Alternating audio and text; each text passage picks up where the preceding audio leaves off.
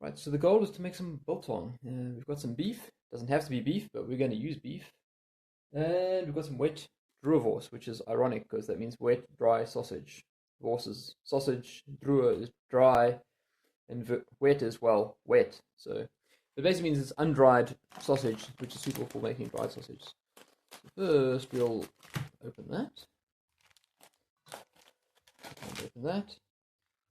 I forget if this is silver side or top side, but it's just one of the somewhat cheaper cuts of meat for making biltong.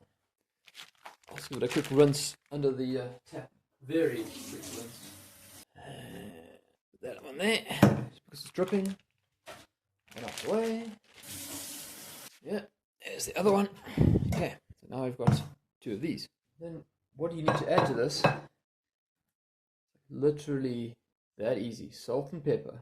I mean, can it get any simpler?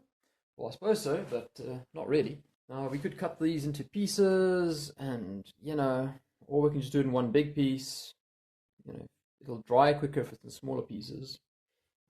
Anyway, doesn't really make much difference. Just drain the water off here. I just put them in here quickly because I didn't want them to drip everywhere else. So, salt and black pepper. Lots of salt and lots of black pepper. Don't worry, it won't stick on there more than it needs to. So, okay.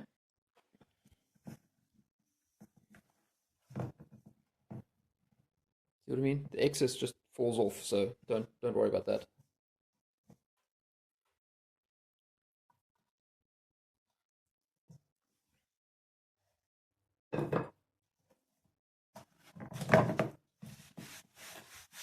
This is where a bowl is handy.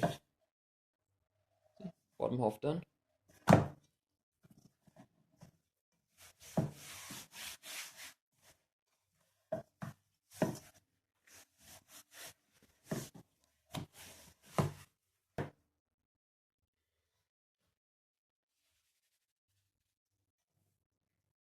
I'm trying not to sneeze with this stuff because the pepper is finely ground pepper. You can also use coriander on here. That's about as far as I go. Vinegar is not what you need to make biltong. Vinegar is what you use if you've got a problem with, fungus or something growing on there, or mold. Then you use vinegar to kill the mold, and then you carry on. You just wipe it down. Anyway, I think somebody got a mixed message there once upon a time, and now people add vinegar to it. It's like, yeah. Bear in mind it's summer here, and it's a dry summer where I am. So I don't have a lot of humidity in the air, so I'm probably a lot less worried about, well, mold. Mold's also why you don't put the end product in plastic packets and close it, because the bit of moisture that's in there gets stuck in there, in the packet I mean, and that creates a nice moist environment, and even though it's preserved and dried and salted, the pepper's more for taste, I think, than anything else. I don't think it has antimicrobial properties, but maybe it does. I have to look that up. I think the salt's doing the heavy lifting there. And the fact that it's nice and dry, then that's not very favorable. But then if you have it in a packet and the packet gets wet, well, then you're going to have problems. Look at that. They cut it with a flap. Naughty butchers. Okay. There we go. You see what it looks like now. Before it was more of a pinky color. Now it's, like my hands, brown from the black pepper. Right, and because we're going to dry some sausage as well, I'm just going to reuse the bowl for that. So I'm not actually trying to salt the bowl. I'm not trying to use the bowl to salt the Wors. The sausage has already got spices in it, including coriander, if I had to take a guess. I didn't make the sausage, so I don't know what's in there. Okay, there's a bit of sausage there. And some more there. Okay, cool.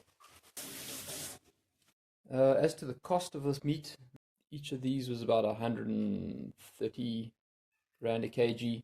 And those about 1 kg each. So it's about, whatever, 260, 265 rand there. And this was 105 rand a kg, and it was 2.1 kgs. So do the maths, and we're sitting at about 220 bucks. So let's say all in, we're sitting at 500-ish. But if you buy this dried, then you're paying, well, 200 rand a kg. So, I mean, how much are we going to lose and how much are we going to gain? You could do the maths. You're going to say 30, 40% weight on that. The biltong, I think, was going for about 350 to 370 rand a kg. That's when it's been dried. So, yeah, you can see the markup they make. But I mean, it takes time to dry this and prepare this and, you know, salt it and do all the, pepper it as well, spice it. So I suppose it's worth it, right? And then you can eat it straight away, unlike this. I don't really like to eat raw meat. Right, let's get the biltong show on the road. Right, so what we have here is a very standard biltong box. Just got a clasp on the side here. And well, you can see what's inside there. I'll turn on the light bulb in a second. One of the reasons you want a biltong box, though, and this is before I clean it up, I thought I'd show you. This has been sitting here gathering dust in the garage for a while. If we take a look, yes, dust, lots and lots of dust. So rather than that having that end up on your meat, I mean, yeah, this is accumulated over a long period of time. The meat will dry in a far shorter period of time. But we can also have a look. You see, you have a fan, and the fan is an exhaust fan. Again, why would you suck dust in if you can kind of be blowing air up? You know, dust is heavier than air, so eventually it settles out. So I'll just clean this up, plug it in, and you can see how it works. All right, it's super simple. If you want the light bulb in the bottom, which we'll look at in a second, to go on, you plug it in. See, the fan's not turning.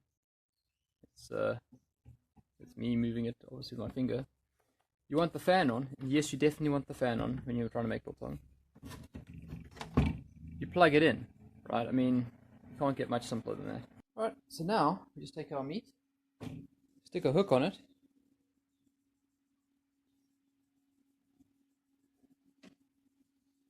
and hang it up. So, one hook. It's actually got a sharp end on the hook. Not that it really makes much difference.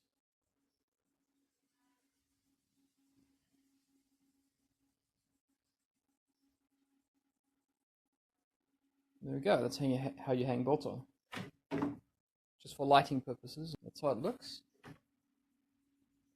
Go on like there, get an idea. Yeah, let's try hang some of this sausage.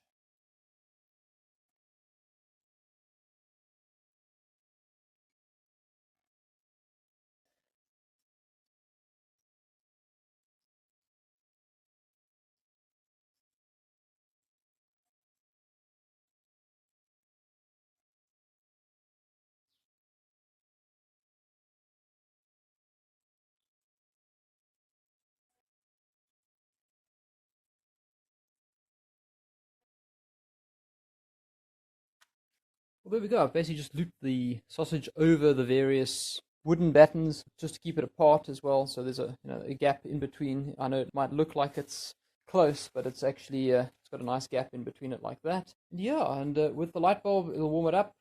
We don't really need to warm it up. I'm about to turn the light bulb off.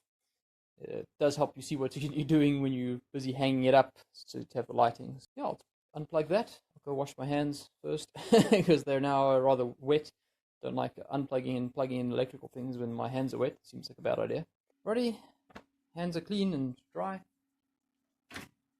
Light off. Just use a split pin for the hasp.